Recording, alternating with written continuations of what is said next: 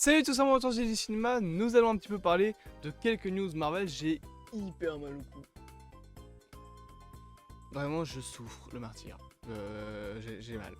Mais bref, nous allons parler un petit peu de quelques news récentes concernant le MCU en général, en fait, notamment du Spider-Man, du Deadpool et du X-Men, vous l'avez vu probablement à la miniature, et peut-être pas au titre, ça je ne sais pas. On va tout simplement donc traiter de 3 infos que je trouve assez intéressantes concernant le futur. La première, donc je vous l'ai dit, parle de Deadpool, de Spider-Man. Vous le savez, un Spider-Man 4 est en préparation et Sony et Marvel étaient dans une bataille complète pour savoir est-ce que le film sera le multivers, est-ce que le film sera plus street level. Tom Holland et Kevin Feige voulaient que ce soit un film de street level, Sony voulait en faire un film du multivers et faire revenir Tobey et Andrew pour réitérer le succès de No Way Home. Et bien sachez qu'au final, Marvel semble tout doucement commencer à gagner. Une sortie début 2026 serait prévue, on aurait un nouveau réalisateur, donc Howard John Watts. Alors il y a des gens qui parlent de Drew Goddard, c'est vrai qu'il serait cool pour les scènes d'action, mais faut pas oublier que aussi Spider-Man c'est des scènes de voltige, ok, il a réalisé, je pense que c'est le réalisateur de la série Daredevil, il me semble, ou de Punisher, je sais plus, mais en tout cas il a travaillé sur les 2 séries. Oui, il a fait du bon boulot là-dessus, quand c'était entièrement du street level, mais Spider-Man c'est aussi un héros qui fait de la voltige, etc. Donc je pense qu'il faut aussi un réalisateur qui sait gérer ça. On verra ce qu'il en est, mais s'il réalise le film au final, j'espère qu'il sait aussi faire des bonnes scènes de voltige en mode Spider-Man et The Amazing Spider-Man. Ensuite, apparemment, le Kingpin devait être l'antagoniste principal, enfin en tout cas un des antagonistes, mais malgré tout, Sony mettrait quand même son petit grain multiversel, puisqu'on pourrait notamment avoir une scène post-générique multiverselle. Daredevil, enfin pas Daredevil, mais en tout cas un héros du MCU serait apparemment présent, et des antagonistes live action du Sony's Spider-Man Universe doivent être présents, je suppose par exemple Venom ou encore le Vautour. Et c'est une semi-bonne nouvelle. Enfin, en vrai c'est une semi-bonne nouvelle parce que le fait de voir que Marvel a gagné, ben moi ça me réjouit, parce que ça veut dire qu'on aura peut-être un bon film, en tout cas un bon film street level, etc. Et ça va être cool, mais il faut quand même se dire que Sony a quand même failli en refaire un film Spider-Man sur le multivers. Et ils sont chiants avec leur multivers, Sony.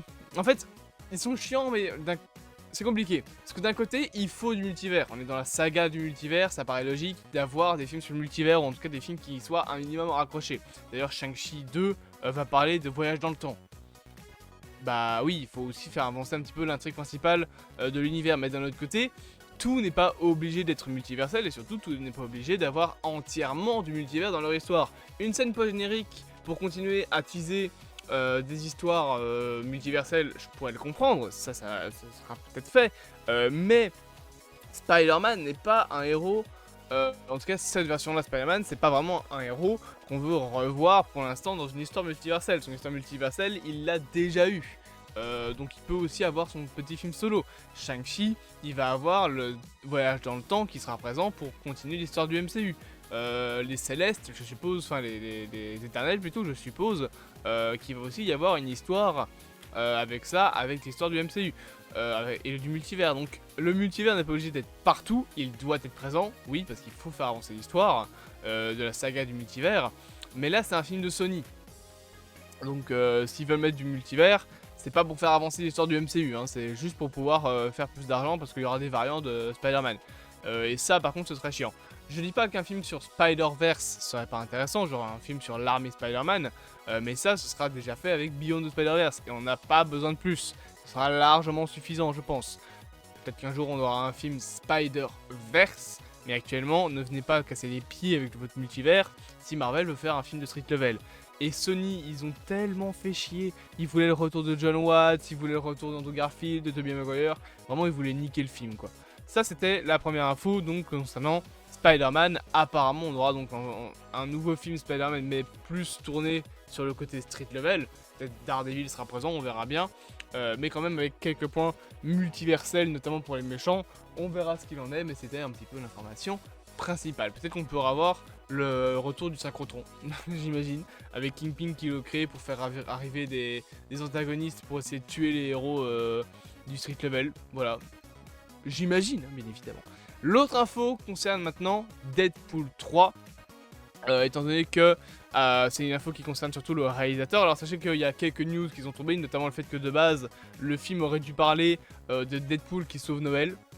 Oui, ça aurait dû être le scénario de base. Normalement, on aura aussi un nouveau trailer courant mois avril, etc. En tout cas, dans pas si longtemps. Et il y aura des reshoots, des légers reshoots en mai pour remettre apparemment plus de variants. Mais l'info principale dont j'ai envie de vous parler, c'est qu'apparemment, Marvel aurait été très impressionné, enfin très impressionné en tout cas, par le travail de Sean Levy sur ce film. Et apparemment, il pourrait donner d'autres films Marvel au réalisateur. Donc après Deadpool 3, Sean Levy, je sais pas comment ça se dit, reviendrait pour de nouveaux films Marvel. Et ça, je trouve que ça peut être une bonne nouvelle. Voilà, franchement, ça peut être cool. On verra ce qu'il en est de Deadpool 3. Hein. On verra si Sean Levy a fait un bon travail, mais je le suppose bien. Surtout qu'en plus, il y avait des scènes dans le trailer qui étaient vraiment belles au niveau chorégraphie, d'action, etc. Donc je suppose qu'on aura vraiment un film qui sera stylé à voir. Et ça, c'est très cool. Et la troisième information, et pas des moindres, vous savez qu'on a déjà fait il y a longtemps une vidéo sur Giancarlo Esposito qui voulait rejoindre le MCU. Ça, y a pas de souci. En soi, s'il veut, qu'il le fasse, hein, grand bien lui fasse à ce petit bonhomme de Gus Fring.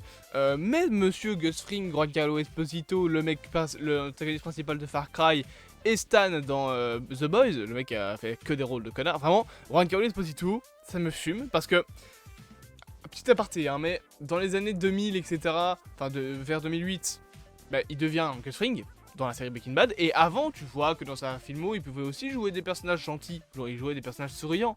Depuis, il joue que des connards. C'est dingue, à chaque fois que tu vois Giancarlo Esposito, c'est un connard, calculateur, manipulateur et parfois un peu égocentrique. C'est vraiment Gus Fring. Le mec est devenu son personnage. Et c'est un petit peu la même chose qu'avec Ryan Reynolds. Ryan Reynolds, il est devenu Deadpool. Tom Holland... Non, Tom Holland, il n'est pas devenu Peter Parker. C'est juste que beaucoup de ses rôles, c'est Peter Parker qui joue, mais il y a aussi des rôles où il joue quelqu'un d'autre. Genre... Chérie... Ouais, regardez Chérie. Vous allez voir, c'est vraiment un bon film. Mais donc, Giancarlo Esposito, je m'égare, a déjà déclaré qu'il voulait jouer du coup... j'allais dire Pedro Pascal. Vous voulez Giancarlo Esposito qui joue Pedro Pascal? Pas du tout, je m'égare. Il voulait donc jouer Charles Xavier.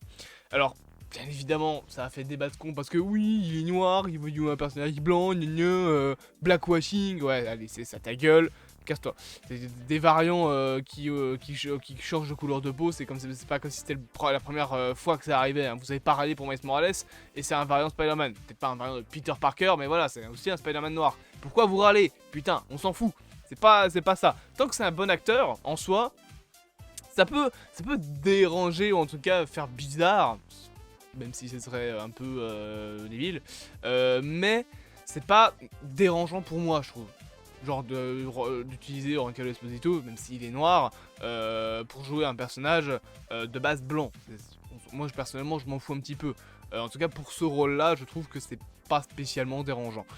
Maintenant, ce qui me dérange par contre, c'est si on touche à l'histoire du personnage. Et là, le type, il a dit, ouais, je veux jouer Charles Xavier, je veux que Denzel Washington joue Magneto.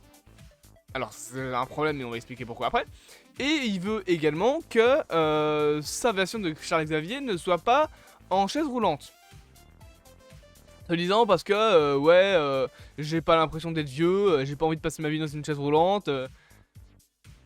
Alors, peut-être que tu vas faire un très bon Charles Xavier, parce qu'en soi, il a l'acting pour. Charles Xavier, c'est un personnage qui ressemble un peu plus à Gus Fring, mais version gentille. C'est gentil Gus Fring, si vous voulez. Mais là, il y a quand même quelques petits soucis. Hein, parce que retirer l'handicap de Xavier, c'est littéralement lui retirer son histoire. Et concernant Denzel Washington qui joue Magneto, vous savez que Magneto est juif?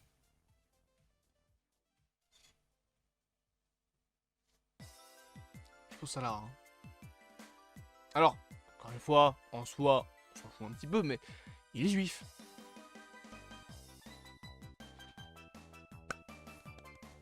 Je sais pas, y a pas un truc qui vous tilte? Juif européen. Je ne pense pas que Denzel Washington soit l'acteur pour. Là, par contre, vous voyez, le fait que l'acteur soit noir, ça pose problème, parce que Magneto est blanc dans les comics, mais il y a une raison derrière, il est juif. Voilà, c'est genre, il est né en Allemagne, il me semble. À l'époque, il aurait pas passé les 5 ans s'il était en plus de ça noir.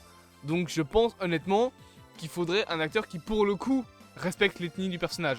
Pour ça, Xavier, m'en fous. Je veux dire, honnêtement, qu'il soit blanc ou noir, ça change rien. Tu vois, ça change pas son histoire.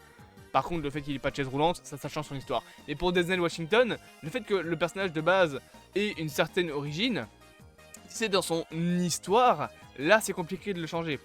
Qu'on ait Spider-Man, qu'on ait Miles Morales qui soit noir, ça rajoute quelque chose dans sa version Spider-Man, et ça c'est cool. Par contre, prendre un acteur noir pour jouer un personnage qui de base est blanc parce qu'il y a une idéologie derrière, il y a un principe derrière, là ça peut déranger. Donc Denzel Washington qui joue Magneto, ce serait un super acteur, hein, mais je pense pas que physiquement ça irait. Et Juan Carlos Esposito qui veut jouer Charles Xavier mais qui veut pas être en chaise roulante, mais qu'au bout d'un moment faut faire des sacrifices. Soit tu joues le personnage, soit tu joues pas. Voilà. Vraiment, quand je parle de genre d'actualité, je choisis mes mots pour pas passer pour un putain de gros raciste, ce que je ne suis pas. Mais vous comprenez plus ou moins ce que je veux dire, hein. Par pitié, ne faites pas de clips sur internet en mode oh Zaylock est raciste, personne va les faire, j'ai 1700 abonnés, tout le monde s'en fout, putain.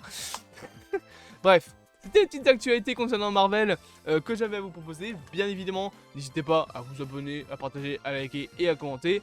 Je rappelle bien évidemment que mon lien en description vers la boutique Abtsuka est toujours présente. Passez par mon lien si vous voulez financer la chaîne.